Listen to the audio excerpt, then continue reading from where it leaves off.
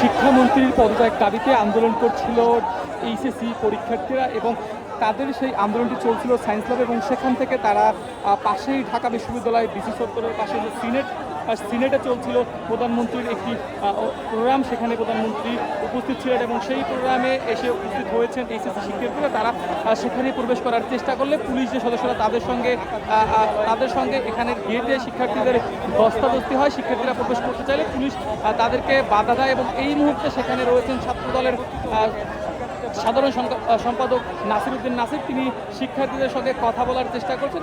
এর আগে আমরা দেখেছি শিক্ষার্থীরা বারবারই এখানে পুলিশের যে ব্যারিকেড সেটি ভেঙে ভিতরে প্রবেশের চেষ্টা করে এবং বারবারই পুলিশ সদস্যরা শিক্ষার্থীদের আটকে দেয় এবং এই মুহূর্তেও আমরা দেখতে পাচ্ছি পুলিশ সদস্য এবং শিক্ষার্থীরা মুখোমুখি অবস্থানে রয়েছে এবং শিক্ষার্থী যারা রয়েছেন তাদেরকে নাসিরউদ্দিন নাসির তিনি তাদের সঙ্গে কথা বলার চেষ্টা করছেন এবং তাদের যে বক্তব্য সেটি শোনার চেষ্টা করছেন। যদি আপনাদেরকে দেখাই, ঠিক এক পাশে রয়েছে শিক্ষার্থীরা এবং অপর পাশে কিন্তু পুলিশ সদস্য রয়েছে। বারবারই শিক্ষার্থীরা পুলিশ সদস্যদের যে ব্যারিকেড সেটি ভেঙে ভিতরে প্রবেশের চেষ্টা করছে এবং অপরদিকে পুলিশ সদস্যরা বারবারই এখানে নিরাপত্তার স্বার্থে তারা কিন্তু শিক্ষার্থীদের সেখান থেকে সরিয়ে দেওয়ার চেষ্টা করছেন।